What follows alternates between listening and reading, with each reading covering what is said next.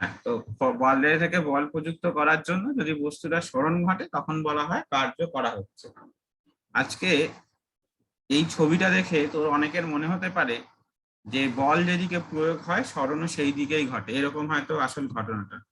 আসল ব্যাপারটা ওরকম না, ঠিক আছে? যেমন ধর আজকে যদি এইরকম ভাবে বল প্রয়োগ করছিস, ধর এই যে এইভাবে বল প্রয়োগ করেছিস, তাহলে কি থাকতো? এর দুটো উপাংশ থাকতো। তাহলে এক্স অক্ষের সাথে যদি থিটা অ্যাঙ্গেলে অ্যাপ্লাই করতিস তাহলে কি হতো বল? একটা এফ কস থিটা হতো, আর একটা উপাংশ কি হতো বল? এফ সাইন থিটা হতো। এগুলো আমরা বলের সংযোজনে অনেকবার পড়েছি। আর বস্তুটার ওয়েট কোন দিকে থাকতো? নিচের দিকে। এইখানে বেসিক্যালি কিন্তু দেখ এফ কস থিটা উপাংশটার জন্য বস্তুটা এগিয়ে যেত, তাই না? এফ সাইন থিটাটা কি করতো? বস্তুর ওজনকে নালিফাই করার চেষ্টা করতো, আর এফ কস থিটার জন্য বস্তুটা এগিয়ে যেত। ঠিক আছে, এই হচ্ছে ব্যাপার। তো সবসময় যে বলের অভিমুখেই আমার সরণ হবে এরকম না, বলের উপাংশের অভিমুখেও কিন্তু সরণ ঘটতে পারে। ঠিক আছে, যদি সেই ক্ষেত্রে বল একটা থিটা কোণে কাজ করে তাহলে সরণের মানে বলের মানে বলের একটা যে কোনো উপাংশের অভিমুখেও সরণ সম্ভব। তো যাই হোক, আমরা যদি ডেফিনেশনটা দেখি, ফার্স্টে হেডিং কর কার্য বলে। এই ডেফিনেশনটা লেখ আগে, যে কোনো বস্তুর ওপর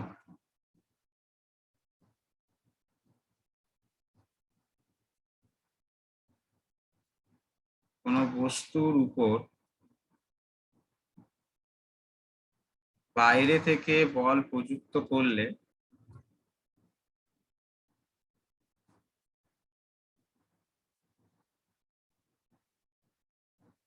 যদি বস্তুটির সরণ হয়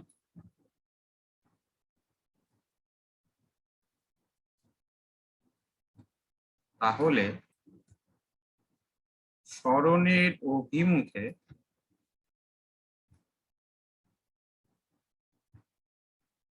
বলের উপাংশ এবং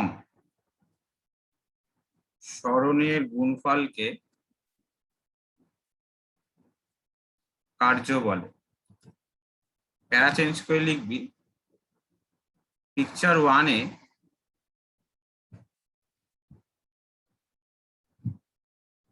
সরণ ডি এর অভিমুখে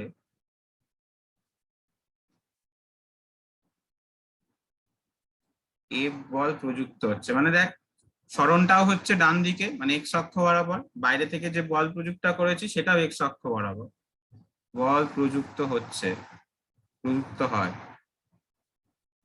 ফলে কৃতকার্য W is equal to F into D. ঠিক আছে, আবার প্যারা চেঞ্জ করে লিখবি চিত্র 2-তে, এখানে পাশে লিখে রাখতে পারি, এটা পিকচার 1, এটা হচ্ছে পিকচার 2। দেখ সরণের অভিমুখে, এখানেও ধরে নেই সরণটা হচ্ছে ডি, সরণ ডি এর অভিমুখে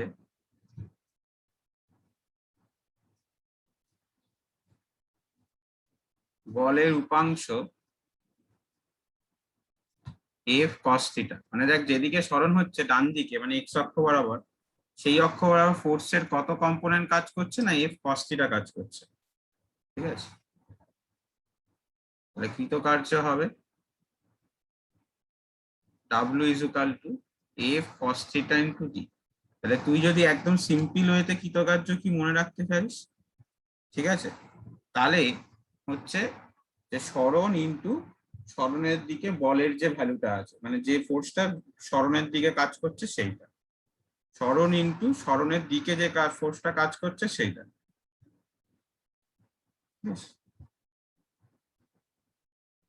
লিখে নে।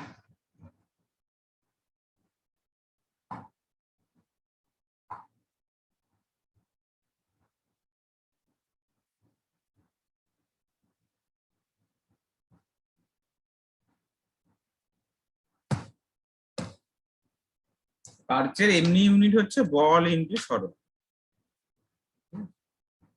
Normal unit.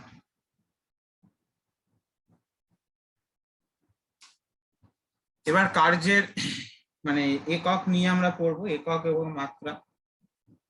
এর নিচে একটা স্টার দিয়ে লিখে রাখবি যে কার্য সাধারণত একটা স্কেলার রাশি। এটাই কিন্তু একটা উদাহরণ যে দুটো ভেক্টর রাশি গুণফলের ফলে একটা স্কেলার রাশি তৈরি হচ্ছে। দেখ বল কিন্তু ইটসেলফ এ ভেক্টর রাশি, সরণ এটাও কিন্তু ইটসেলফ এ ভেক্টর রাশি, কিন্তু এদের গুণফলের জন্য কৃতকার্য তৈরি হয় যেটা কিনা একটা স্কেলার রাশি।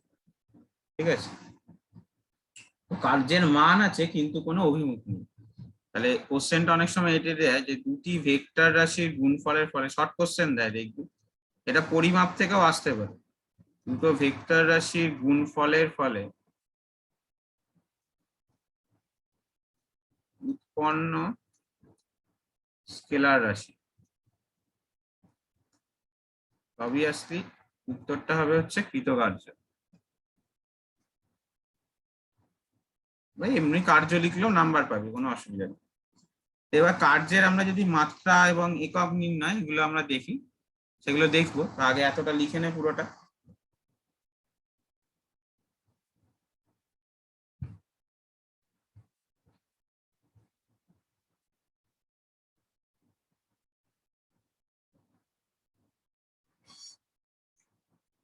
ওকে, নেক্সট টপিক লেখ।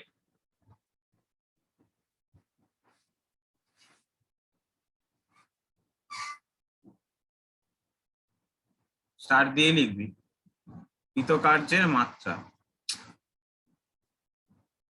কৃতকার্যের মাত্রা, কৃতকার্যের মাত্রাটা খুব সোজা না। আমরা ওয়ার্ক ডান মানে কি শিখলাম? ফোর্স ইন্টু সরণ, বল ইন্টু সরণ। তো বলের মাত্রা মানে কি লিখতে পারি বল? বল মানে কি জানিস আমরা? বল গতি চ্যাপ্টারে বল ভর ইন্টু ত্বরণ, মাস ইন্টু অ্যাক্সিলারেশন। আর এটা সরণ, মাসের ডাইমেনশন কত হয়? এম হয়। ত্বরণের ডাইমেনশন কত হয়? LT-2 হয়।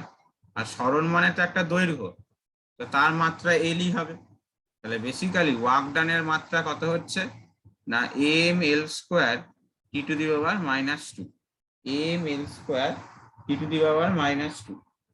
তো এর অবভিয়াসলি আমরা যদি একক বলি তাহলে এর একক গুলো কিরকম হতে পারে না? একক গুলো হচ্ছে তাহলে সিজিএস সিস্টেম বা এসআই সিস্টেমে যদি একক গুলো দেখি, তাহলে এমনি নিয়মে যদি আজকে একক বসে তাহলে কত হবে বলতো? Kg into metre square per second square. এরই আর একটা নাম হচ্ছে জুল। ঠিক আছে, অথবা gram into centimetre square per second square, এটারই আর একটা নাম হচ্ছে আর। জেনারেলি ব্যবহারিক এককটা হচ্ছে জুল আর আর্ক দিয়ে দেখবি বেশিরভাগ জায়গায়। তোরা তো হয়তো আগেও দেখেছিস যে এত পরিমাণ কাজ হচ্ছে এত জুল। তো জুল এবং আর্ক হচ্ছে সিজিএস এবং এসআই ইউনিট যথাক্রমে। তো বাদিকে পাশে লেখার দরকার নেই বা লিখে রাখতে পারিস যদি কেউ ভুলে যাস। এটা এসআই সিস্টেমে, এটা হচ্ছে আমার সিজিএস সিস্টেমে। ঠিক আছে, তো এবার হচ্ছে আমরা এগুলো সংজ্ঞা পড়বো, মানে এক জুল কাকে বলে, এক আর্ক কাকে বলে। বেসিক্যালি কার্যের দু রকম একক হয়, একটা পরম একক হয়, এগুলোকে পরম একক বলে। আর একটা হয় অভিকর্ষীয় একক। ঠিক আছে, তো অভিকর্ষীয় একক গুলো পরে আসছি, তো আগে পরম এককটা বলে দিই তারপর।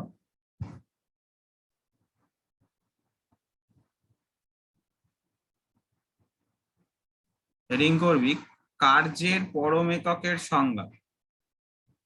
কার্যের পরম এককের সংজ্ঞা। কার্যের পরম এককের মধ্যে ফার্স্টটা অবভিয়াসলি হবে কি না জুল, মানে এসআই সিস্টেমে যেটা হয়। এর সংজ্ঞা যদি বলা হয়, বেসিক্যালি সংজ্ঞাটা খুব সোজা, যে যদি 1 নিউটন কোনো বস্তুর উপর বল প্রয়োগ করি এবং বলের অভিমুখে যদি বস্তুর সরণ 1 মিটার হয়, তাহলে বলের দ্বারা কৃতকার্য হলো 1 জুল। তাহলে ওটাই লেখ যে 1 নিউটন বল কোনো বস্তুর ওপর প্রযুক্ত হলে, যদি বস্তুটির সরণ বলের অভিমুখে 1 মিটার হয়, তাহলে বস্তুটির শক্তি হলো, তাহলে সরি বল দ্বারা কৃতকার্য, তাহলে কৃতকার্যের মান তাহলে কৃতকার্যের মান 1 জুল হয়। তাহলে কৃতকার্যের মান 1 জুল হয়। ঠিক আছে, তো বেসিক্যালি 1 জুল মানে কি বলতো, 1 নিউটন বল প্রয়োগ করেছি, তার জন্য সরণ হয়েছে কত, 1 মিটার। কেন, কৃতকার্য মানে কি বল, বল ইন্টু সরণ। তো বলের মানটা হচ্ছে 1 নিউটন, সরণের মানটা হচ্ছে 1 মিটার। ঠিক আছে, এই হচ্ছে জুল। নেক্সট হচ্ছে সিজিএস সিস্টেমে আমরা কি করলাম, আর্ক করলাম। তাহলে আর্কের ডেফিনেশন মুখস্থ করার কোনো ব্যাপার নেই, কিন্তু দেখ আমরা নিউটনের জায়গায় ডাইন লিখবো, সিজিএস সিস্টেমে চলে এসেছি মানে 1 ডাইন। বল কোনো বস্তুর উপর প্রযুক্ত করলে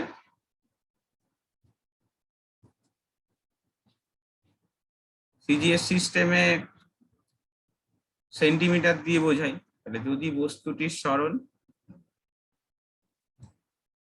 1 সেন্টিমিটার হয়, তাহলে কৃতকার্যের পরিমাণ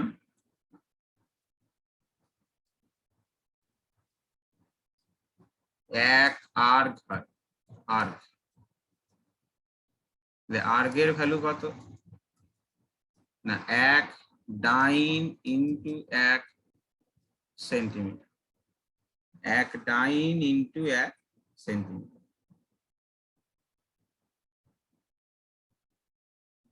ঠিক আছে,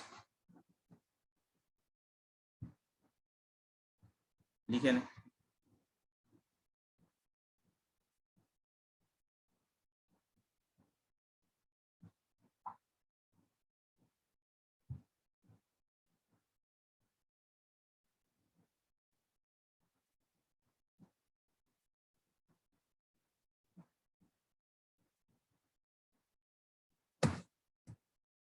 তো অবভিয়াসলি এখান থেকে দেখ 1 জুল এবং আর্গের মধ্যে খুব সহজেই সম্পর্ক নির্ণয় করা সম্ভব হয়।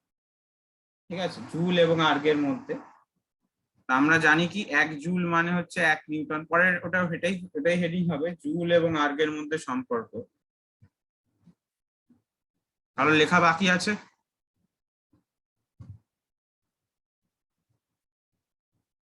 জুল ও আর্গের মধ্যে সম্পর্ক।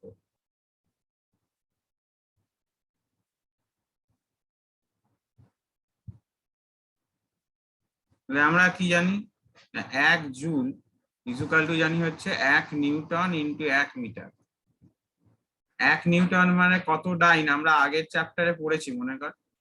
1 নিউটন মানে 10⁵ ডাইন আমরা পড়েছি। আর 1 মিটার মানে হচ্ছে 100 সেন্টিমিটার। 10⁵ ইন্টু হয়ে যাচ্ছে দেখ 1 ডাইন ইন্টু 1 সেন্টিমিটার। এটা মানেই হচ্ছে আর্গ। তাহলে বেসিক্যালি 1 জুল মানে হচ্ছে, সরি 10⁷ হবে, 1 জুল মানে হচ্ছে 10⁷। 1 জুল ইকুয়াল টু হচ্ছে 10⁷। তাহলে এসআই এবং সিজিএস সিস্টেমে কৃতকার্যের যে দুটো একক হয়, তাদের মধ্যে ফর্মুলাটা হচ্ছে এইটা।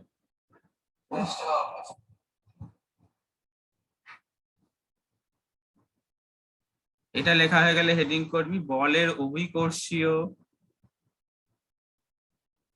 এককের সংজ্ঞা। অভিকর্ষীয় এককের সংজ্ঞা, বলের অভিকর্ষীয় এককের সংজ্ঞা। অভিকর্ষীয় পদ্ধতিতে একক দুটো হয়, একটাকে বলা হয় কেজি ইন্টু মিটার, ঠিক আছে, আর একটাকে বলা হয় গ্রাম ইন্টু সেন্টিমিটার। প্রথম এককটার নাম লেখ হচ্ছে কেজি ইন্টু মিটার অভিকর্ষীয় পদ্ধতিতে।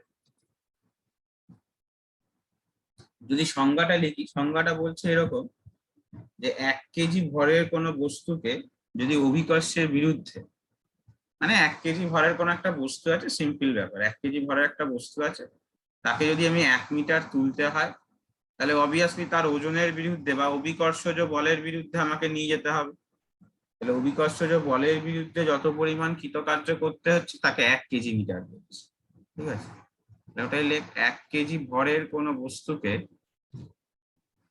আচ্ছা, ভর আর ওজনের পার্থক্য তোরা বুঝিস তো? ভর কিন্তু নর্মাল স্কেলার রাশি, ঠিক আছে, বস্তুর ভর মানে বস্তুর মধ্যে কতটা কঠিন পদার্থ আছে বা কতটা পদার্থ আছে সেটা বোঝায়, সেটা একটা স্কেলার রাশি। কিন্তু ওজন কিন্তু একটা ভেক্টর রাশি। ওজন আর ভরের মধ্যে কি পার্থক্য? ওজনের ভ্যালু কিন্তু হচ্ছে ভর ইন্টু অভিকর্ষজ ত্বরণ। এটা সবসময় মনে রাখবি, ঠিক আছে? কেউ যদি মনে না ইয়ে করে পাশে লিখে রাখ, কারণ না হলে এগুলো ভুলে যায় অনেকে। অভিকর্ষজ ত্বরণ, এটা হচ্ছে ওজনের ব্যাপার। ওজন কিন্তু একটা ভেক্টর রাশি, ঠিক আছে? ওজন সর্বদা কোন দিকে কাজ করে? না নিচের দিকে কাজ করে, মানে পৃথিবীর কেন্দ্রের দিকে কাজ করে, কারণ পৃথিবী যে বলে টানছে। বেসিক্যালি ওজন মানে এভাবে ভাবতে পারিস যে পৃথিবী যে বলে আমাদেরকে আকর্ষণ করছে, মানে বস্তুগুলোকে আকর্ষণ করছে নিজের কেন্দ্রের দিকে, সেটা হচ্ছে ওর ওজন। সেটা হ্যাঁ অবভিয়াসলি ভর বেশি হলে ওজনও বেশি হবে, এটা পরিষ্কার কথা। কিন্তু ভর আর ওজন কিন্তু দুটো আলাদা জিনিস, ঠিক আছে? অনেকে গুলিয়ে ফেলে। 1 কেজি ভরের কোনো বস্তুকে 1 মিটার উঁচুতে তুলতে 1 মিটার উঁচুতে তুলতে অভিকর্ষ বলের বিরুদ্ধে যত পরিমাণ কার্য করতে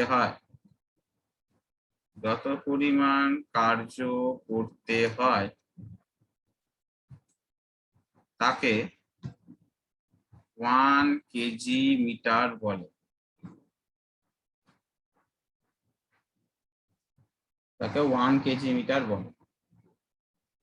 তাহলে আমি যদি এখান থেকে 1 কেজি মিটার থেকে আমি যদি জুলে নিয়ে যাই, তাহলে 1 কেজি মিটার মানে হচ্ছে কত?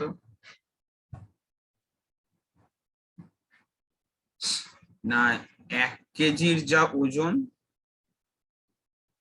1 কেজির ওজন ইন্টু 1 মিটার।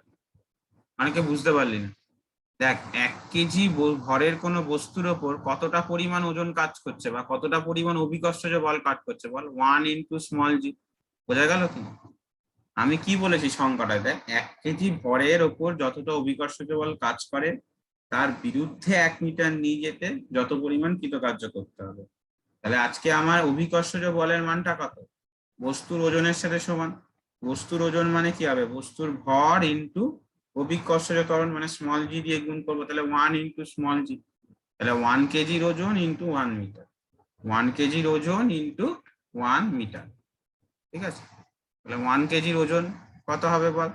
না 1 × অভিকর্ষজ ত্বরণের ভ্যালু এসআই সিস্টেমে 9.8 সবাই জানিস, ইন্টু 1।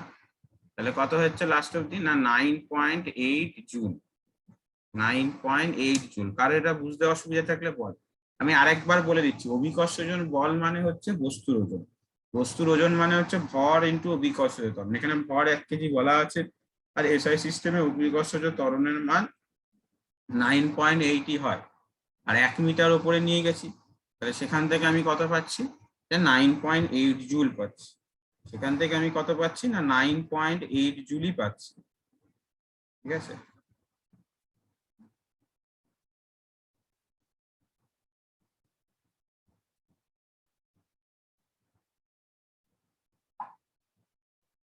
লিখে নেয় কোনো কোশ্চেন থাকলে।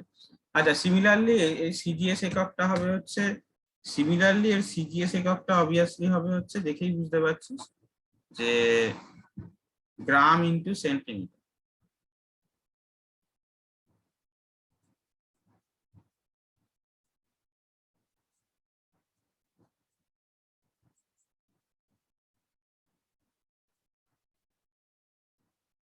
গ্রাম ইন্টু সেন্টিমিটার।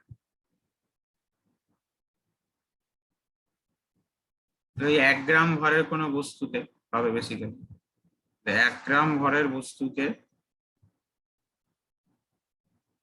1 সেন্টিমিটার উঁচুতে তুলতে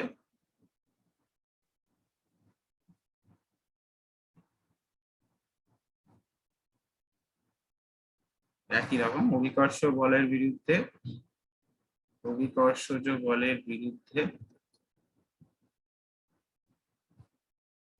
যত পরিমাণ কার্য করা হয় তাকে 1 গ্রাম সেন্টিমিটার বলে।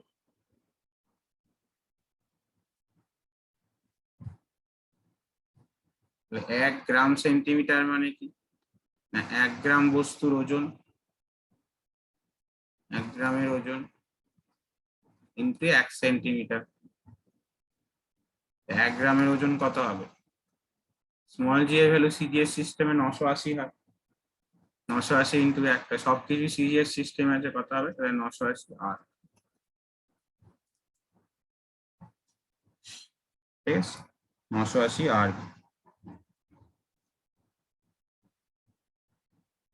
লিখে নে এটা।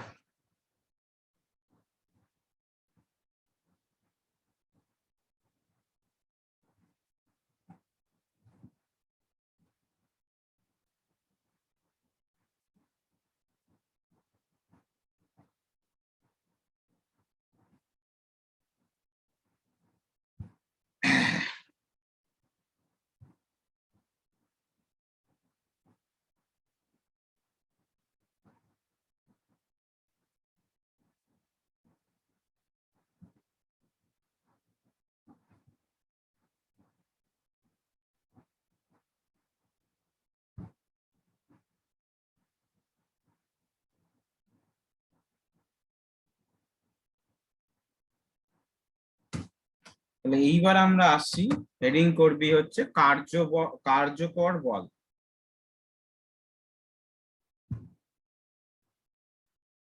নেক্সট হেডিং কর কার্যকর বল। কার্যকর বলের গল্পটা হচ্ছে অনেকটা এরকম, বলছে বল প্রয়োগের মাধ্যমে যদি কোনো বস্তুর সরণ ঘটানো সম্ভব হয়, তাহলে বলের যেটুকুনি অংশ বস্তুর সরণের জন্য দায়ী সেটা দিয়ে কার্যের পরিমাপ করা হয়, এবং সেই অংশটিকেই কার্যকরী বল বলছে। অনেকটা বুঝতে পারলি না তোরা? ধরে নে একটা বল এইভাবে একটা থিটা অ্যাঙ্গেলে কাজ করছে, তাহলে অবভিয়াসলি এফ কস থিটা উপাংশটার জন্যই বলের সরণটা হচ্ছে, তাই তো?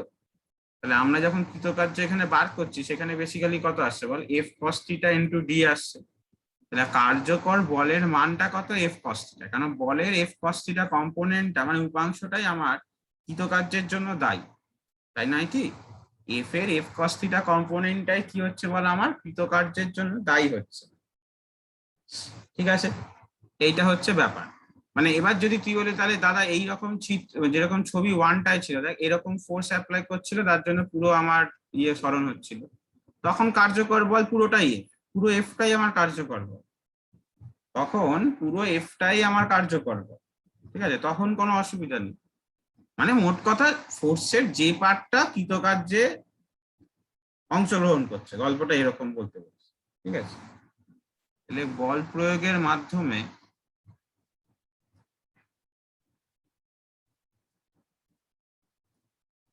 বস্তুর সরণ সম্পাদন হলে, বস্তুর সরণ সম্পন্ন হলে বলের যে অংশের জন্য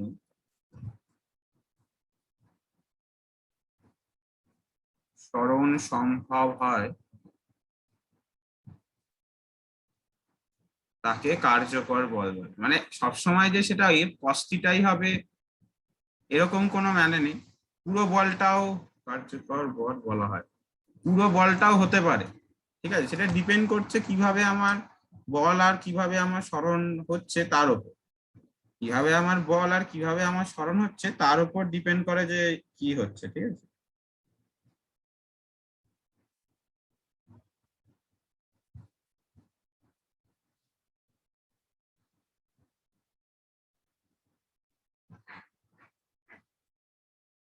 নেক্সট হেডিং করবি বলের দ্বারা কৃতকার্য। বলের দ্বারা কৃতকার্য, অথবা হেডিং করবি ধনাত্মক কার্য বল। বলের দ্বারা কৃতকার্য বা ধনাত্মক কার্য, মানে আজকে যদি বল যেদিকে, মানে তুই বাইরে থেকে বল যেদিকে প্রযুক্ত করলি সেদিকেই যদি সরণ সম্পন্ন হয়, ঠিক আছে, মানে বল এবং সরণ যদি সেম দিকে হয় তখন তাকে আমরা বলের দ্বারা কৃতকার্য বলি। আর বলের বিরুদ্ধে কৃতকার্য যেমন, যে বল যেদিকে অ্যাপ্লাই হচ্ছে সরণ তার সম্পূর্ণরূপে উল্টো দিকে হচ্ছে, তখন তাকে বলের বিরুদ্ধে কৃতকার্য বলি। একটা উদাহরণ বলি, একটা উদাহরণেই সবকিছু হবে।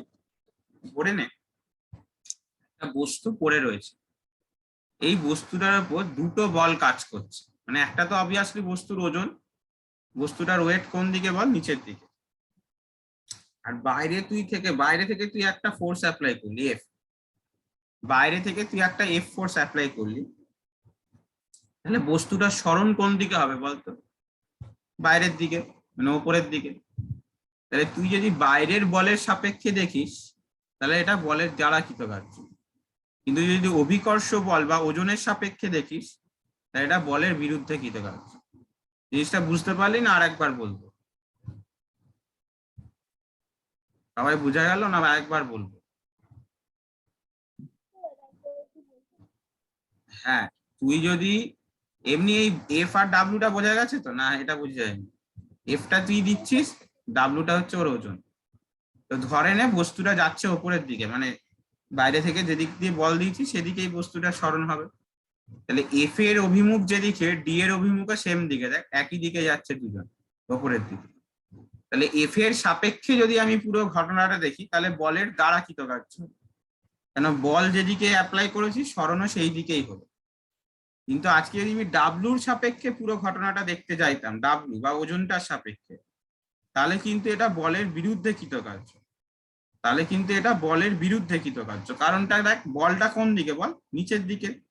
আর আমরা যাচ্ছি কোন দিকে বল? ওপরের দিকে। ঠিক আছে, তাহলে দুটো বিপরীত দিকে হচ্ছে বলে ওটা বলের বিরুদ্ধে কৃতকার্য। আমি একটাতেই উদাহরণ দুটো একসাথে বুঝিয়ে দিলাম, লেখা বা আলাদা আলাদা করে অসুবিধা নেই, লেখ। সরি, লেখ যদি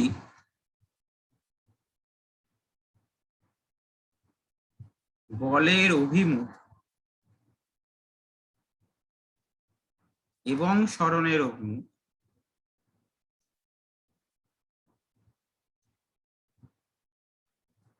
একই দিকে থাকে,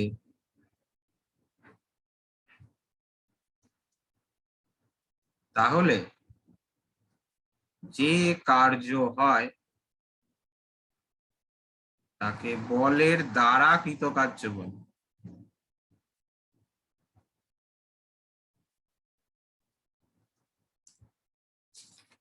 ঠিক আছে, তো একে ধনাত্মক বলার কারণ কি? দেখ, বলের দ্বারা যেহেতু মানে অভিমুখটা যেহেতু সেম, মানে বলের ডিরেকশন, ফোর্সের ডিরেকশন আর সরণের ডিরেকশন যেহেতু একই দিকে, সেই জন্য ধনাত্মক। নেক্সট হেডিং হবে বলের বিরুদ্ধে কৃতকার্য। বলের বিরুদ্ধে কৃতকার্য বা ঋণাত্মক কৃতকার্য। ঋণাত্মক কৃতকার্য লিখতে পারিস যদি বলের অভিমুখ এবং সরণ বিপরীত দিকে হয়,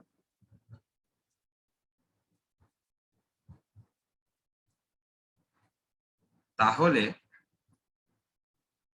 তাকে বলের বিরুদ্ধে কৃতকার্য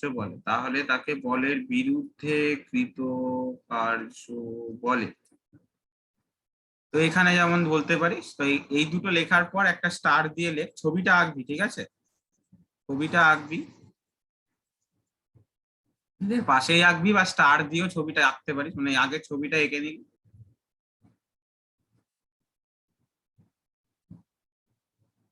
লিখবি চিত্রে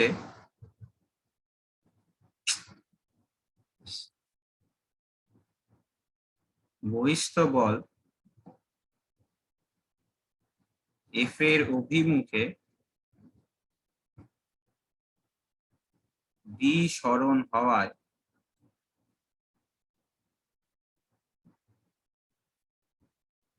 কৃতকার্য ধনাত্মক,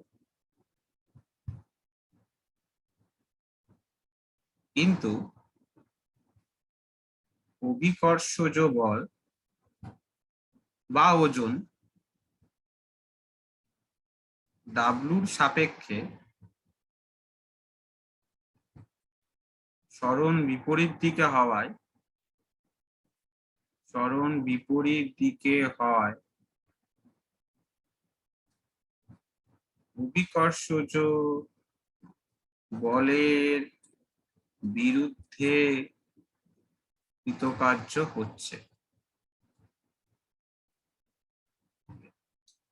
মানে দড়ি টানাটানি খেলায়, ধরে নে দড়ি টানাটানি খেলায় কি হয় বলতো, একটা পক্ষ জেতে একটা পক্ষ হেরে যায়। যে পক্ষ জিতলো সে ধনাত্মক কৃতকার্য করলো, কেন? সে যেদিকে টানছে সেদিকেই লাস্ট অব্দি দড়ির আপেক্ষিক সরণ ঘটলো, তাই না?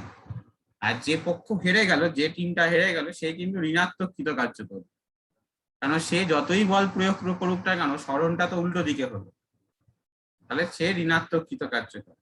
বোঝা গেল তো? এটা তাহলে মানে পরিষ্কার বুঝতে হবে, দড়ি টানাটানি খেলা দিয়ে ভাব, যারা জিতছে তারা ধনাত্মক কৃতকার্য করছে বা বলের দিকে কৃতকার্য করছে, আর যারা হেরে যাচ্ছে তারা বলের বিরুদ্ধে মানে লাস্ট অব্দি তারা ঋণাত্মক কৃতকার্য করছে। ঠিক আছে?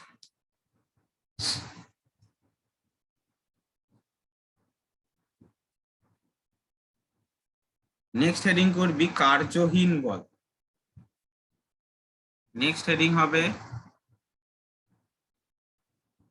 কার্যহীন বল। তো কার্যহীন বলের ডেফিনেশনটা খুব ভালো, যে তুই বল প্রয়োগ করছিস কিন্তু যদি বস্তু সরণ না, বল প্রয়োগের জন্য যদি বস্তু সরণ না হয়, মানে অর্থাৎ বল প্রয়োগের ফলেও মানে তুই বল প্রয়োগ করছিস কিন্তু মেনলি হচ্ছে কার্যটা শূন্য, এরকম যদি হয়, বল প্রয়োগের পরও যদি বস্তুর সরণ 0 হয় তাহলে আমার কার্য শূন্য। এরকম উদাহরণ বলতে একটা বিশাল বড় পাথর আছে, যদি বাড়ির দেওয়াল হয়, বাড়ির দেওয়ালকে ফোর্স দিলে কি বাড়ির দেওয়াল সরে যাচ্ছে? সরছে না। বাড়ির দেওয়ালকে ফোর্স দিলে কি বাড়ির দেওয়াল সরে যাচ্ছে? সরছে না। ঠিক আছে, সরছে না, তাহলে সরণ কত? শূন্য। তাহলে এই সময় কি হচ্ছে, বল প্রয়োগ করলেও সরণ শূন্য করছে। অথবা অথবা একটা জিনিস তোকে মনে রাখতে হবে, বল এবং সরণের অভিমুখ যদি পরস্পর সমকোণে থাকে, বল এবং সরণের অভিমুখ যদি পরস্পরের সমকোণে থাকে তাহলেও কৃতকার্য শূন্য হয়। তুই এখানে কোশ্চেনটা আসবে কেন দাদা? ধরে নে আজকে একটা বস্তু সরণ হচ্ছে এই দিকে ডান দিকে, কিন্তু বস্তুটার একটার উপর ফোর্স কাজ করছে এরকম, এদের মধ্যে অ্যাঙ্গেল কত? 90 ডিগ্রি। তাহলে ওয়ার্ক ডানটা বলছে হচ্ছে এফ ইন্টু ডি ইন্টু, মানে ওয়ার্ক ডানের তুই যদি ভালো করে রিলেশনটা পড়িস, অ্যাকচুয়ালি ওয়ার্ক ডানের ফর্মুলাটা কি বলতে, F cos theta into D, এটা হচ্ছে ওয়ার্ক ডানের অ্যাকচুয়াল ফর্মুলা।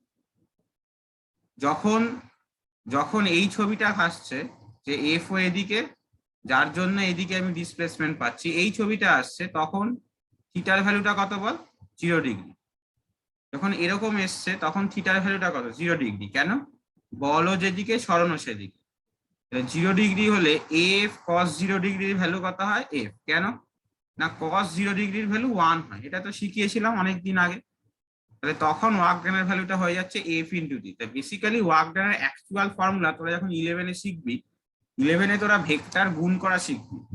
বল একটা ভেক্টর কোয়ান্টিটি, তো সরণও একটা ভেক্টর কোয়ান্টিটি, এদেরকে গুণ করা তোরা এখনো শিখিসনি, যোগ করা শিখেছিস ভেক্টরের সংযোজন সূত্র। মনে কর সামান্তরিক সূত্র বলে শিখেছিস, ওই বলের সামান্তরিক সূত্রটাই হচ্ছে ভেক্টরের সামান্তরিক সূত্র। যোগ করা শিখেছিস, বিয়োগ করা, গুণ করা, এগুলো শিখিসনি। তো 11-এ যখন উঠবি দেখবি প্রথমেই যে জিনিসটা শিখতে হবে সেটা হচ্ছে দুটো ভেক্টরকে কিভাবে গুণ করা সম্ভব। তো যাই হোক, গুণ করা অনেক নিয়ম টিয়ম আছে, নিয়ম করে দেখবি যে দুটো ভেক্টরকে গুণ করে যদি একটা স্কেলার পাই, মানে এই যে এরকম কেসটাতে, তো সেখানে একটা কস থিটা টার্মটা আসে, যেখানে থিটাটা কি? থিটাটা হচ্ছে বল এবং সরণের মধ্যবর্তী কোণ। ঠিক আছে, বল এবং সরণের মধ্যবর্তী কোণ। যখন বল আর সরণ একই দিকে আছে তখন মধ্যবর্তী কোণ 0 ডিগ্রি, তাহলে cos 0 বসালে 1 পাবো। এবার এই ছবিটাই ফিরে আয়, এখন বল আর সরণের মধ্যবর্তী কোণ কত? 90 ডিগ্রি, তাহলে cos 90 ডিগ্রি বসাবো। তো cos 90 ভ্যালু আসলে 0 হয়। ঠিক আছে, cos 90 ভ্যালু 0 হয়। তাহলে কৃতকার্য তুই এভাবেও ম্যাথামেটিক্যালি বুঝতে পারিস, বা আর একটা ভাবে বুঝতে পারিস। কিভাবে না, আমরা কি বললাম, কার্যের সংজ্ঞাটা যদি একটু খেয়াল করিস, কার্যের সংজ্ঞায় কি বলা ছিল? সরণের অভিমুখে বলের উপাংশ। কি বলা ছিল? সরণের অভিমুখে বলের উপাংশ। সরণের অভিমুখে বলের উপাংশ। আজকে যদি বলটা সরণের সাথে 90 ডিগ্রিতে কাজ করে, তাহলে সরণের অভিমুখে বলের কোনো উপাংশই নেই। বোঝা গেল? যদি বলটা এখন সরণের সাথে 90 ডিগ্রিতে কাজ করে, তাহলে সরণের অভিমুখে বলের কোনো উপাংশই নেই, তাহলে কৃতকার্যও কত হবে? 0। তো তুই সংজ্ঞা থেকে থিওরিটিক্যালিও ভাবতে পারিস বা মুখস্থ রাখতে পারিস। তুই সংজ্ঞা থেকে থিওরিটিক্যালি না পড়ে ম্যাথমেটিক্যালেও কিন্তু বুঝতে পারিস, তুই কিন্তু ম্যাথামেটিক্যালেও কিন্তু বুঝতে পারিস। ঠিক আছে, বোঝা যাচ্ছে কিনা দেখ। তাহলে কার্যহীন বল দুটো কেসে খেলতে পারে। একটা কখন আমি বল প্রয়োগ করছি কিন্তু বস্তুর সরণ হচ্ছে না, তখন তো সরণটাই শূন্য, মানে স্মল ডিটাই শূন্য, তাই পুরো কার্যটাই শূন্য। সেকেন্ড কেস কখন পেতে পারি কার্যহীন বল, যদি প্রযুক্ত বল আর সরণ পরস্পর 90 ডিগ্রিতে থাকে। ঠিক আছে, পরস্পর 90 ডিগ্রিতে থাকে। আচ্ছা, এই পুরো ঘটনাটা এখানে যা লেখা হয়েছে এই পুরোটাকে একটা বক্স করে সাইডে লিখে রাখ। পুরো আমি যা লিখেছি এটাকে ছোট্ট করে বক্সের মধ্যে রাফের মতো সাইডে লিখে রাখ।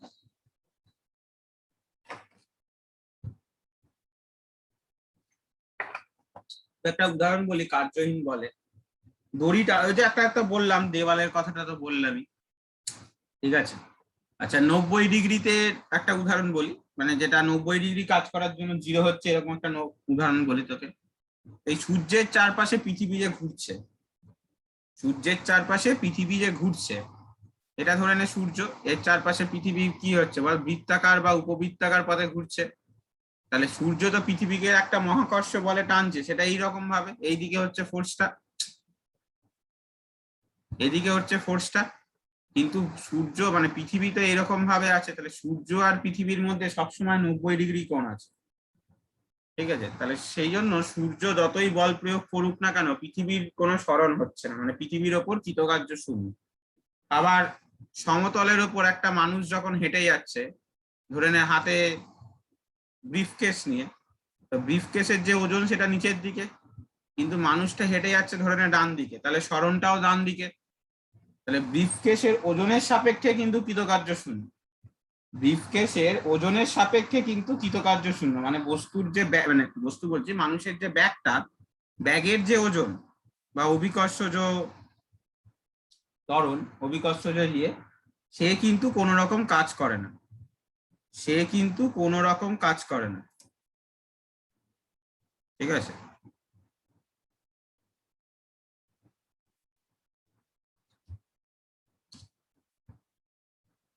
তো আগে ডেফিনেশনটা লে। যদি কোনো বস্তুর ওপর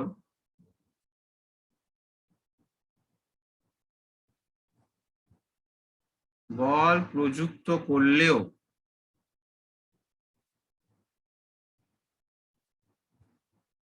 সরণ শূন্য হয় এবং যদি বল ও সরণের অভিমুখ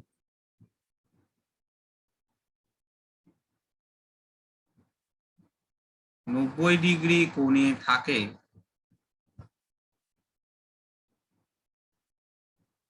তাকে কার্যহীন বল বলে। কার্যহীন বল বলে। উদাহরণ হিসাবে লিখতে পারিস যে সমতলের উপর দিয়ে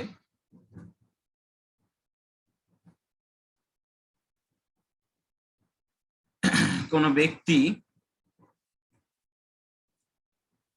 সুটকেস হাতে নিয়ে গেলে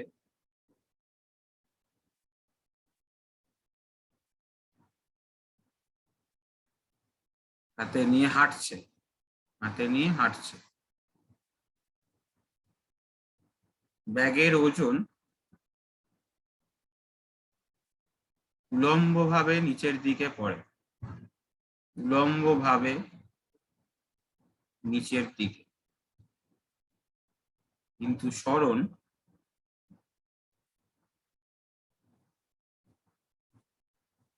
ওজনের সমকোণে।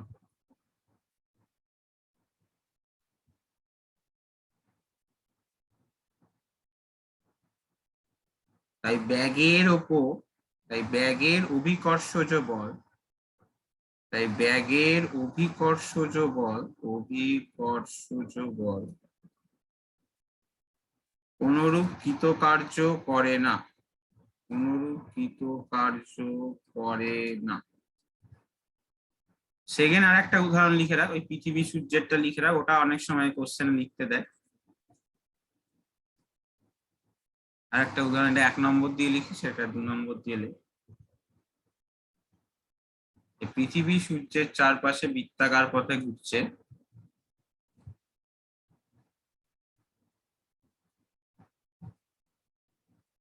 বৃত্তাকার পথে ঘুরছে। পৃথিবীর ওপর ক্রিয়াশীল মহাকর্ষ বল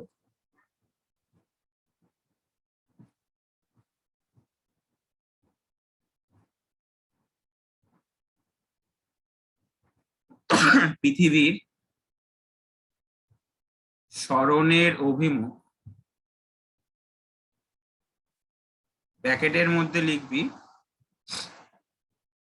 বৃত্তের স্পর্শক বরাবর, বৃত্তের স্পর্শক বরাবর। যে কোনো বিন্দুতে, বৃত্ততে কি হয়, যখন কোনো একটা জিনিস, সেটা আমি বল গতিতে বলেও ছিলাম, যে বৃত্তেতে যখন বৃত্ত যখন কোনো বস্তু যখন বৃত্তাকার পথে ঘুরবে, তখন যে কোনো বিন্দুতে আমি যদি স্পর্শক অঙ্কন করি, স্পর্শক মানে বুঝিস তো, একটা ট্যানজেন্ট ড্র করা, তো স্পর্শ অঙ্কন করি, সেটা ওই বিন্দুতে ওই বস্তুটার সরণের অভিমুখ অথবা গতিবেগের অভিমুখ সবকিছুকেই নির্দেশ করবে। ঠিক আছে, মহাকর্ষ বল পৃথিবীর সরণের অভিমুখ পরস্পর সমকোণে থাকায়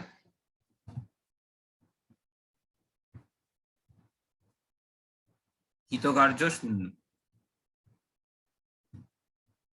আর একটা উদাহরণ লিখে রাখতে পারিস নাম্বার 3 দিয়ে, যে কোনো ভারী বস্তুর উপর বল প্রয়োগ করে যদি সরণ ঘটানো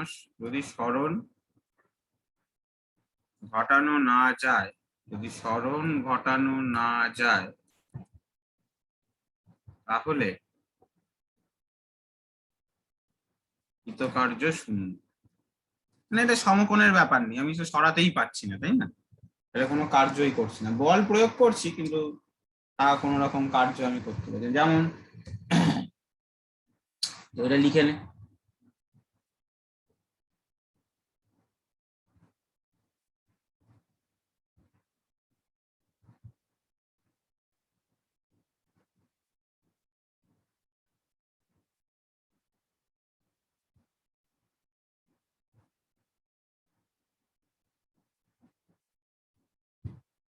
একটা মজাদার জিনিস, ধর একজন লোক নদীতে সাঁতার কাটছে, ঠিক আছে, বা সমুদ্রে সাঁতার কাটছে, কিন্তু তুই যে দাঁড়িয়ে আছিস বিচে, মানে তীরভূমিতে যে দাঁড়িয়ে আছিস, বিচে দাঁড়িয়ে আছিস, তুই দেখছিস লোকটা সাঁতার কেটে আসতে পারছে, মানে সে স্রোতের বিরুদ্ধে সাঁতার কাটছে, পরিষ্কার কথা, স্রোতের বিরুদ্ধে সাঁতার কাটছে, মানে তীরভূমির সাপেক্ষেও স্থির আছে। তাহলে কোশ্চেনটা হচ্ছে, ও কি কোনো কৃতকার্য করছে? উত্তরটা হবে যে তীরভূমির সাপেক্ষেও স্থির আছে, ওর স্মরণ হচ্ছে না, তাই কৃতকার্য শূন্য। কিন্তু যদি জলের সাপেক্ষে বলবিস, নদীর জলের সাপেক্ষে, তাহলে কিন্তু শূন্য নয়। তার কারণটা কি? আজকে যদি ও নদীর জলের সাপেক্ষে পাবে, নদীর জলের সাপেক্ষে ও কিন্তু একটা বল প্রয়োগ করছে, নদীর জল কি চাইছে বল, ওকে ঠেলে পেছনের দিকে নিয়ে যেতে, কিন্তু ও নদীর জলের স্রোতের বিপরীত দিকে সুইম করে বা সাঁতার কেটে ওই একই বিন্দুতে থাকার চেষ্টা করছে। ঠিক আছে, মানে নদীর জলের সাপেক্ষে কিন্তু ওর স্মরণ হচ্ছে, তার জন্য কৃতকার্য শূন্য নয়, কিন্তু তীরভূমির সাপেক্ষে কিন্তু ওর কৃতকার্যটা শূন্য। ঠিক আছে, তো এই কয়েকটা কোশ্চেন একটু খুঁজে রাখিস, লিখে নিস বাড়িতে, খুঁজে না পেলে আমায় বলিস নেক্সট দিন। ফার্স্ট কোশ্চেনটা লিখবি, দড়ি টানাটানি খেলায়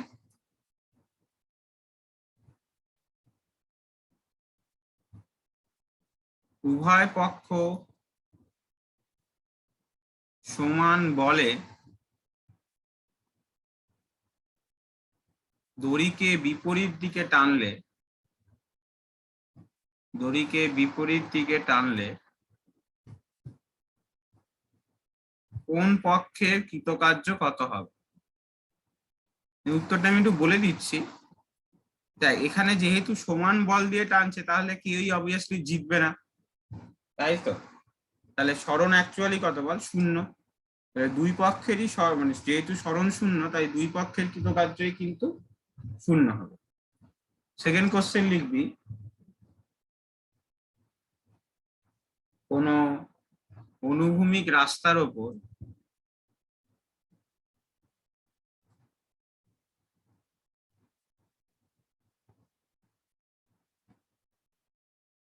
মোটর গাড়ি সমবেগে চলছে।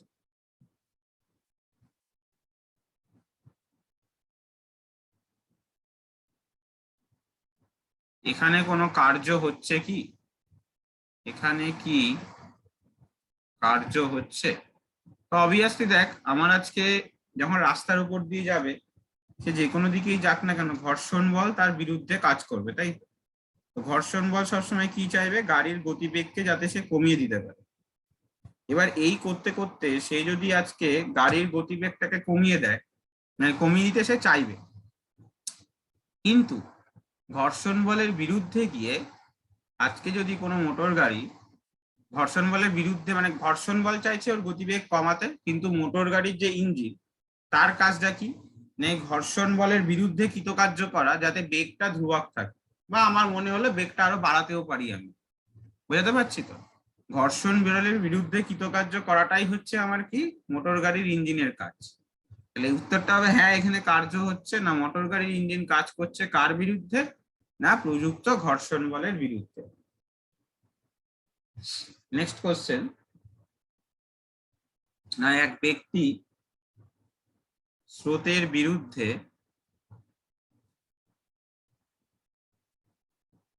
এমন ভাবে সাঁতার কাটে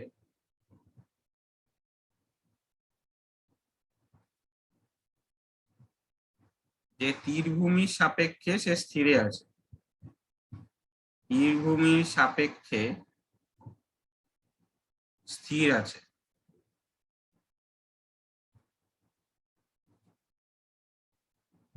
ওই ব্যক্তি কোনো কাজ করছে? ওই ব্যক্তি কি কোনো কাজ করছে? উত্তরটা আমি তো বললামই, যে তুই যদি তীরভূমির সাপেক্ষে দেখিস, তাহলে তীরভূমির সাপেক্ষে কৃতকার্য শূন্য হবে। কেন? তীরভূমির সাপেক্ষে সরণ নেই। কিন্তু জলের সাপেক্ষে, নদীর জল বা নদীর স্রোতের বেগের সাপেক্ষে তুই যদি দেখি, নদীর স্রোতের সাপেক্ষে কিন্তু ও একটা কৃতকার্য করছে, যার জন্য কিন্তু ও একই পজিশনে বজায় রাখার চেষ্টা করছে।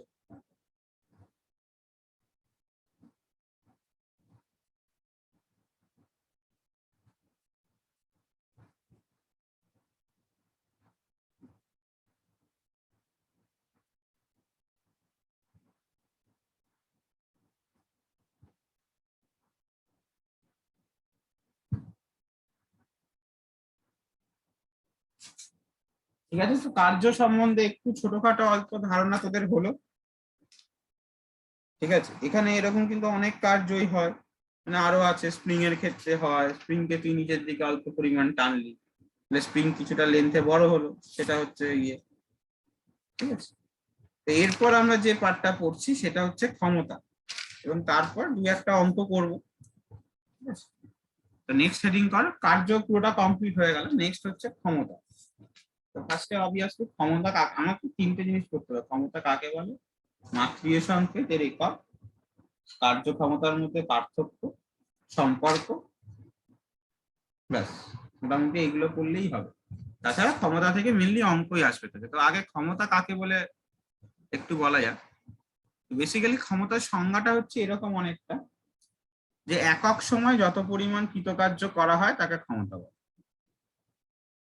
ঠিক আছে, তো মানে কার্য করার হারকে এইভাবে ভাবতে পারিস তোরা, একক সময় কৃতকার্য করার হারকে ক্ষমতা বলে। ক্ষমতা জেনারেলি কি বল, পি দিয়ে ডিনোট করা হয়। পি ইজ ইকুয়াল টু কি হয় না, ওয়ার্ক ডান বাই টাইম, মানে কৃতকার্য বাই সময়, মানে একক সময় কতটা পরিমাণ কৃতকার্য হচ্ছে তাকে ক্ষমতা বলে। একক সময় কতটা পরিমাণ কৃতকার্য হচ্ছে। এই কৃতকার্যের যদি আমরা রাশিমালা আরেকটা ভাবে নির্ণয় করতে পারি, কৃতকার্য মানে হচ্ছে কি, এফ ইন্টু ডিস্টেন্স। ঠিক আছে, এফ ইন্টু ডিস্টেন্স বাই সময় আবার কি হয় বল, গতিবেগ হয়। তাহলে পাওয়ার মানে কিন্তু আরেকটা রিলেশন পেলি কি, বল ইন্টু গতিবেগ। কৃতকার্য মানে যেমন বল ইন্টু সরণ, তাহলে সিমিলারলি পাওয়ার মানে হচ্ছে এই দুটো রিলেশনকেই বক্স করে রাখ, গতিবেগ ইন্টু বল। তাহলে এর যদি আমরা মাত্রীয় সংকেত বা মাত্রা নির্ণয় করি, তাহলে অবভিয়াসলি পাওয়ারের মাত্রা হচ্ছে ডাব্লু বাই টি। এবার ডাব্লু মানে কি বললাম, force into displacement by T. ফোর্সের হচ্ছে এম এল টি মাইনাস টু, ডিটা হচ্ছে একটা লেন্থ সরণ, আর টাইমের হচ্ছে ক্যাপিটাল টি। তাহলে এখান থেকে করলে হয়ে যাচ্ছে দেখ M L square T to the power minus three, M L square T to the power minus three, এইটা হচ্ছে ক্ষমতার একক, M L square T to the power minus three.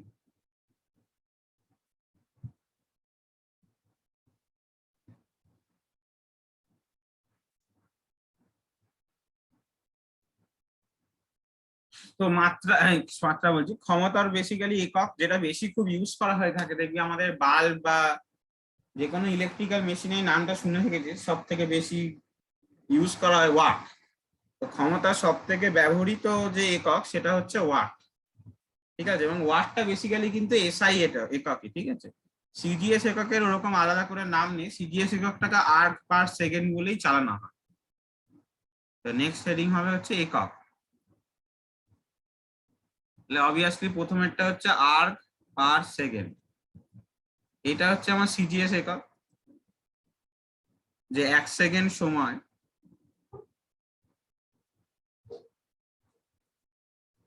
এক আর্ক কার্য করার ক্ষমতাকে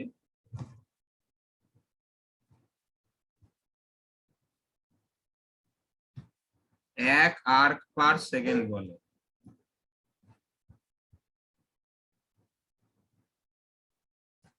নাম্বার 2 হচ্ছে ওয়াট। ওয়াটের আরেকটা নাম হচ্ছে, এভাবে লিখিস না, ওয়াটের আরেকটা নাম হচ্ছে joule per second, joule per second, ওটা একই। 1 সেকেন্ড সময় 1 জুল কার্য করার ক্ষমতাকে 1 জুল পার সেকেন্ড অথবা 1 ওয়াট বলা হয়। এছাড়াও দেখবি অনেক ভারী ভারী মেশিনারিজ এর ক্ষেত্রে কিলোওয়াটটাও ইউজ করা হয়। ভারী ভারী মেশিন মানে ট্র্যাক্টর বা ধর বাড়িতে যে আরো মানে ফ্রিজ টিজ আছে, দেখবি কিলোওয়াট, বা এসি যদি কারোর বাড়িতে থেকে থাকে দেখবি ওখানে কিলোওয়াটটা খুব ইউজ করা। তো এটাও একটা ইউনিট। তো আর একটা লিখে রাখ কিলোওয়াট। কিলোওয়াট মানে কিছুই না, যদি 1 সেকেন্ডে 1000 জুল কার্য করতে পারে কোনো মেশিন, তাকে 1 কিলোওয়াট বলে। তাহলে ওটাই লেখ, 1 সেকেন্ডে 1 সেকেন্ড সময় 1000 জুল কার্য করার ক্ষমতাকে 1 কিলোওয়াট বলে। তো বেসিক্যালি 1 কিলোওয়াট মানে হচ্ছে 1000 ওয়াট। আর একটা ইউনিট খুব ইউজ হয়, তোরা শুনেছিস কিনা, জলের যে পাম্প হয় না বাড়িতে, পাম্প দিয়ে উপরে তোলে, অশ্বক ক্ষমতা, হর্স পাওয়ার শুনবি, অশ্বক ক্ষমতা বা হর্স পাওয়ার, বা যাদের বাড়িতে একটু চাষবাস হয়, ট্র্যাক্টর এইসবের ক্ষেত্রে দেখবি অশ্বক ক্ষমতা বা হর্স পাওয়ার কথাটা ইউজ করা হয়। তো হর্স পাওয়ারের ডেফিনেশনটা অনেকটা এরকম, যে বলছে কোনো যন্ত্র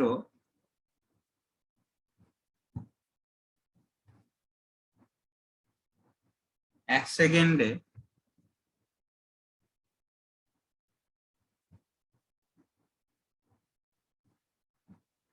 550 ফুট এলবি। আচ্ছা তোদেরকে বলে রেখি, দেখ সিজিএস এসআই এই দুটো সিস্টেম তো তোরা পড়ে এসেছিলিস, 550। হ্যাঁ, আর একটা সিস্টেমও হয়, সেটাকে বলা হয় পাউন্ডাল সিস্টেম। পাউন্ডাল সিস্টেমে কি করা হয়, ওজনকে পাউন্ডে মাপা হয়, দৈর্ঘ্যকে ফুটে মাপা হয়, বুঝতে পেরেছিস তো, ওটাকে ফুট পাউন্ডাল সিস্টেম বলে। স্যার পরিমাপ বলছি এটা কি লিখেছেন স্যার লাস্টেরটা? ft.lb। না মানে মানে পয়েন্টটা কি লিখেছেন 4 নম্বরে? হর্ষক ক্ষমতা। ফুট, হ্যাঁ যেটা বলছিলাম ফুট পাউন্ডাল সিস্টেমে দৈর্ঘ্যকে ফুট, ওখানে কিন্তু টাইমটা সেকেন্ড, ওটা নিয়ে অসুবিধা নেই, দৈর্ঘ্যটা ফুটে মাপা হয় আর এটা পাউন্ডে মাপা হয়, মানে আমাদের ওজন। এটা এগুলো কোথায় দেখতে পাবি বলতো, তুই যদি ইংল্যান্ডে চলে যাস দেখবি ইংল্যান্ডে মানুষের ওজন পাউন্ডে বলে, এত পাউন্ড। আবার এখানে হচ্ছে আমাদের কেজি, মানে ভারতে কেজি বা গ্রাম এরকম। তো পাউন্ডকে বেসিক্যালি মানে পাউন্ডাল বেসিক্যালি কে এলবি দিয়ে লেখা হয়, ফুট পাউন্ডাল সিস্টেম বলে। বলছে কোনো যন্ত্র যদি 1 সেকেন্ডে 550 ফুট পাউন্ডাল পরিমাণ কার্য করতে পারে, এত পরিমাণ কার্য করতে পারে,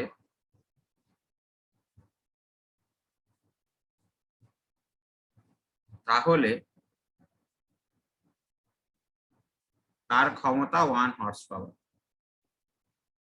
তার ক্ষমতা 1 হর্স পাওয়ার। এবার তোর এটা ঠিকঠাক লাগছে না, ফুট পাউন্ডালটাকে তুই কিন্তু ইয়েতেও নিয়ে যেতে পারিস, মানে ওয়াটেজেও নিয়ে যাওয়া যায়, বোঝা গেল? ফুট পাউন্ডালটাকেও কিন্তু ওয়াটেজে নিয়ে যাওয়া যায়। তো তোরা এর নিচে লিখবি, এর পাশে লিখবি যে 1 HP = 746 ওয়াট। অনেক সময় আবার এইভাবে অনেকে ডেফিনেশন লেখে যে 1 সেকেন্ডে 746 জুল কার্য করলে তার ক্ষমতাকে 1 হর্স পাওয়ার বলে। তুই এটাও লিখতে পারিস ডেফিনেশনে, যদি তুই লিখিস 1 সেকেন্ডে 746 জুল পরিমাণ কার্য করলে তার ক্ষমতাকে 1 হর্স পাওয়ার বলে। তো যদি 550 ফুট পাউন্ডাল ধর ভুলে গেলি, কিন্তু এটা অনেক সময় দেয় যে 1 হর্স পাওয়ার মানে হচ্ছে কত ওয়াট, তখন তুই ওটা মনে রাখতে পারিস, ঠিক আছে? এই হচ্ছে ক্ষমতার গল্প। তো ক্ষমতা দিয়ে অঙ্কই বেশিরভাগ আসবে। আচ্ছা জেনারেলি কি হয় দেখ, একটা কোশ্চেন মানে অনেক, আমি এটা এমনি কোশ্চেন জিজ্ঞাসা করছি, ধর একটা জিনিসকে উপরের দিকে ছোড়া হলো, মানে একবার মানে ছেড়ে দে, দুটো একই রকম জিনিসকে একই উচ্চতা অব্দি তুলছি, আর একটাকে একটু জোরে তুলছি, একটাকে একটু আস্তে তুলছি, মানে একটাকে ধীরে ধীরে নিয়ে যাচ্ছে, একটাকে দ্রুত নিয়ে যাচ্ছে। তাহলে আমায় বলতো কোন জায়গায় ক্ষমতা বেশি হবে, কি মনে হয় কোন ক্ষেত্রে ক্ষমতা বেশি হবে, বল কে?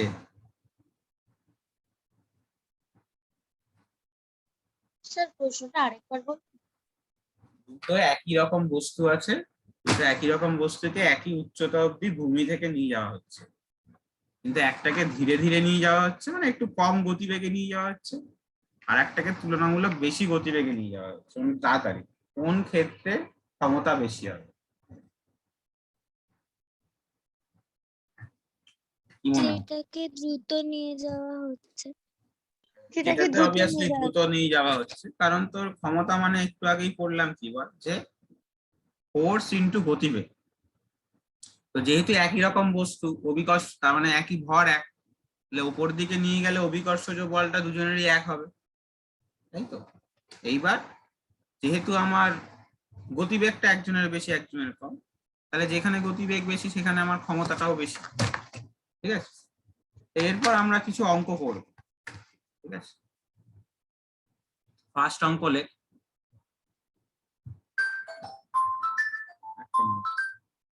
হ্যালো,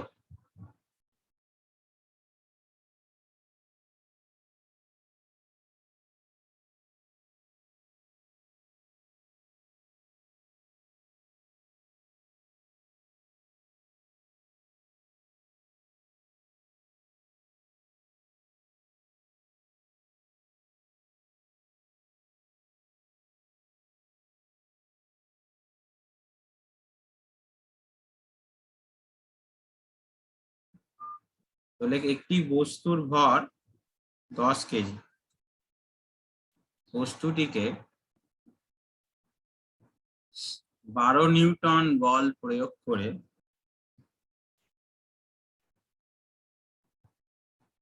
5 মিটার সরণ করানো হলে কৃতকার্য কত হবে? তো খুব সহজ অঙ্ক, এটা তো এমন কিছু বলার নেই। কৃতকার্য মানে আমরা ফর্মুলা কি জানি, বল ইন্টু সরণ, ফর্মুলাটা আগে লিখতে হবে। তো অঙ্ক অনুযায়ী বলের ভ্যালু কত বলেছে বল, 12 নিউটন, সরণ বলেছে 5 মিটার, দুটোই এসআইতে আছে, অসুবিধা নেই। তাহলে হচ্ছে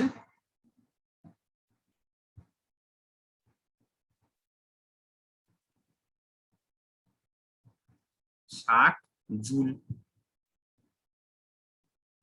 60 জুল। বস্তুর ভর এখানে কোনো কাজে লাগবে না। 12 নিউটন বল প্রয়োগ করে ধরেন আমি ডান দিকে সরিয়ে নিয়ে যাচ্ছি।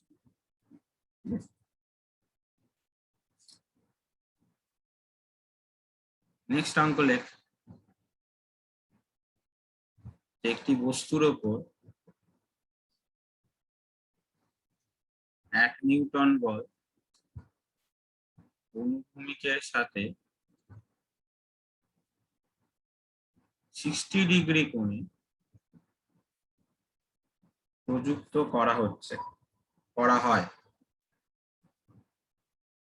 বস্তুর সরণ 5 মিটার হলে কৃতকার্য কত? 5 মিটার হলে কৃতকার্য কত? তাহলে বুঝতেই পারছি যখন এরকম অ্যাঙ্গেলের গল্প থাকবে তখন আমরা কোন ফর্মুলাটা অ্যাপ্লাই করব? কৃতকার্য ইকুয়াল টু এফ ইন্টু সরণ ইন্টু কস থিটা। তাহলে বল বলেছে 1 নিউটন, সরণ বলেছে 1 মিটার, কত অ্যাঙ্গেল বলে দিয়েছে বল? 60 ডিগ্রি। তাহলে cos 60 ডিগ্রির ভ্যালু কত হবে? cos 60 এর ভ্যালু হয় হাফ। তাহলে লাস্ট অবধি হবে 0.5 জুল। যারা এই ভ্যালুগুলো জানিস না, ঠিক আছে, তারা এরকম একটা বক্স কর, দিয়ে লিখে নে এই কটা অ্যাঙ্গেলই আপাতত তোদের আসবে। হ্যাঁ, এর থেকে বেশি কটা অ্যাঙ্গেল আসতে পারে না। তো সাইন থিটার ভ্যালু মানে সাইন জিরোর ভ্যালু হবে 0, হাফ, 1/√2, √3/2, 1। মানে সাইনটা মনে রাখলে না কসটা তোরা মনে রাখতে পারবি। মানে তুই উল্টো করে মনে রাখবি তাহলেই হবে। কসটা দেখ শুধু উল্টো করে লে, সাইন যা এসছে কসটাকে উল্টো করে লে মিলে যাবে। কারোর যদি মনে না থাকে সাইন থিটা কস থিটার ভ্যালুগুলো এখনো যদি শিখে না থাকিস তাহলে একবার লিখে নে, তাহলে মনে থাকবে।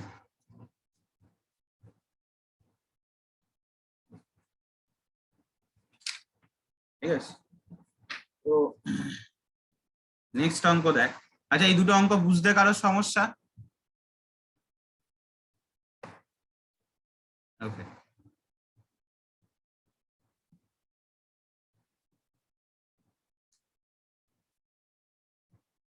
বলছে বৈদ্যুতিক মোটরের ক্ষমতা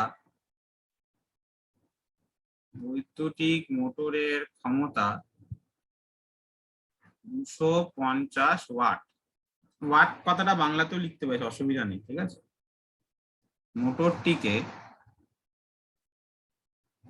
2 মিনিট চালানো হলো।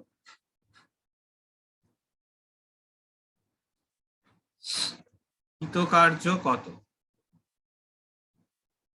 আমরা কি পড়েছিলাম সংজ্ঞা অনুযায়ী? যে ক্ষমতা ইজুকাল টু হচ্ছে কৃতকার্য বাই সময়।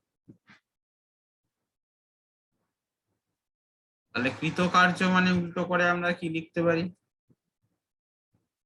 ক্ষমতা ইন্টু সময়। ক্ষমতা বলা আছে 250, বসিয়ে দিলাম। সময় হচ্ছে 2 মিনিট, তাহলে মিনিটটাকে আমাকে সেকেন্ডে নিয়ে যেতে হবে। তাহলে 12 মানে 120 হলো। তাহলে এবার গুণ করবো, 12 আর 25 গুণ করলে হচ্ছে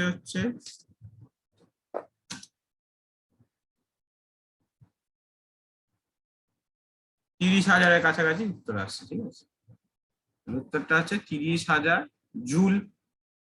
ইউনিট গুলো কিন্তু একটু খেয়াল রাখবি, নাহলে ভুল হয়ে গেলে কিন্তু নাম্বার পাবি না। ঠিক আছে, নেক্সট অঙ্ক দেখ। বলছে 30 কেজি ভরের একটি বালক 20টি সিঁড়ি উঠলো। 20টি সিঁড়ির ধাপ উঠলো। প্রত্যেকটি সিঁড়ির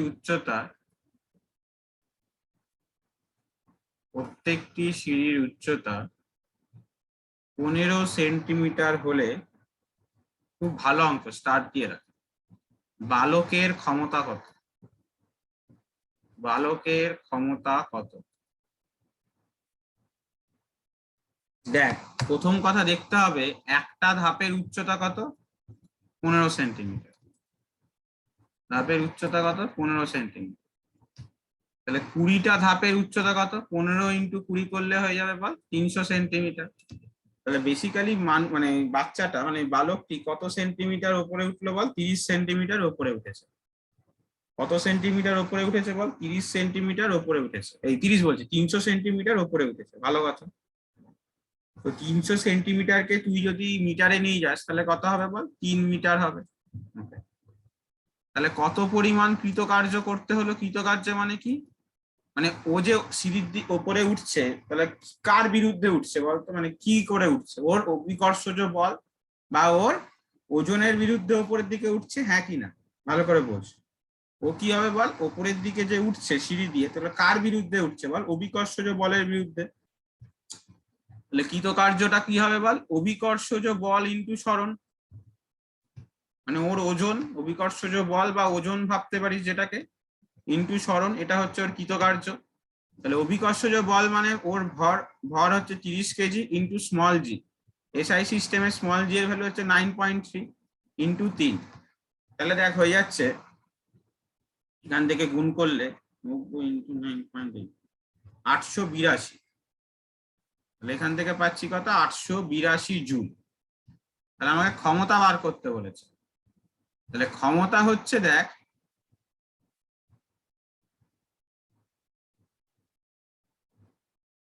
একটি বালক,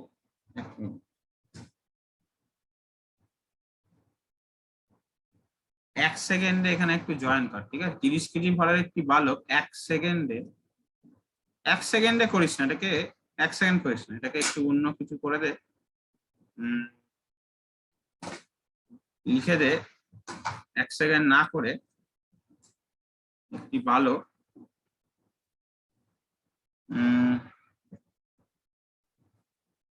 10 সেকেন্ড লিখে দে। 10 সেকেন্ডে 20টি সিঁড়ির ধাপ উঠতে পারে। তাহলে ক্ষমতা মানে কি? কৃতকার্য বাই সময়। তাহলে কৃতকার্য ছিল 882, আর কত সময় লেগেছে? 10 সেকেন্ড। তাহলে ভাগ করে দিলে হয়ে যাচ্ছে দেখ 88.2 ওয়াট। কারো বুঝতে অসুবিধা থাকলে বলতে পারিস, কারোর বুঝতে অসুবিধা থাকলে বলতে পারিস।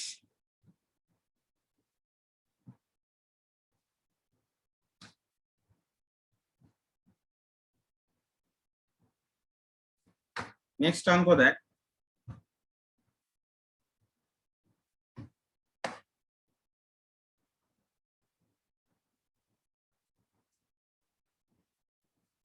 বলছে অনুভূমিক রাস্তার উপর,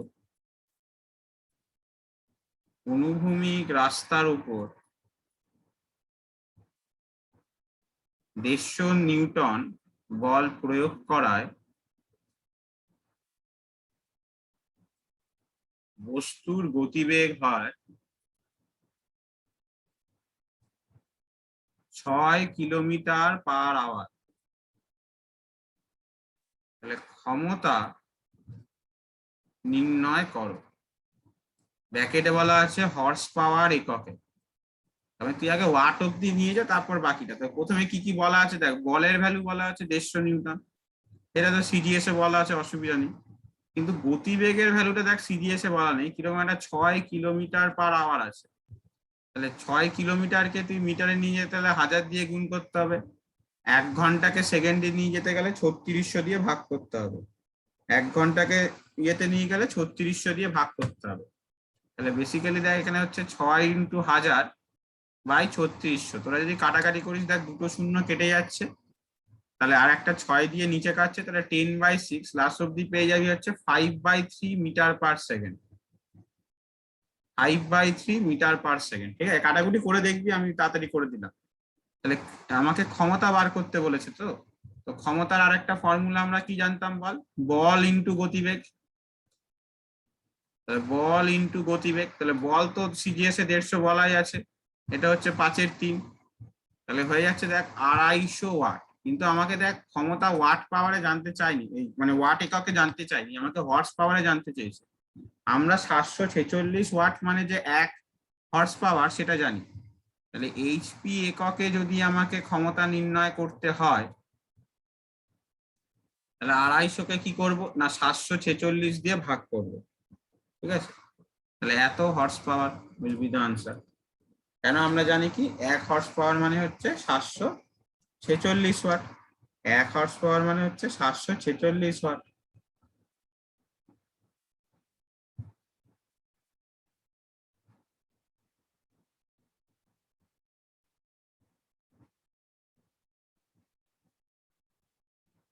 ঠিক আছে, ঠিক আছে, আপাতত এটা হলো।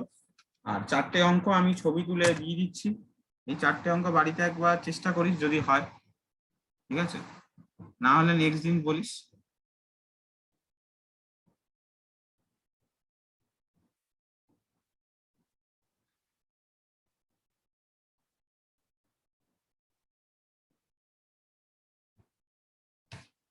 ঠিক আছে, তো আজকে এতটাই থাকলো।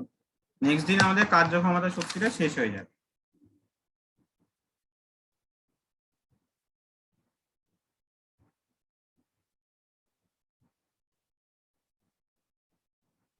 শেষ ক্লাস।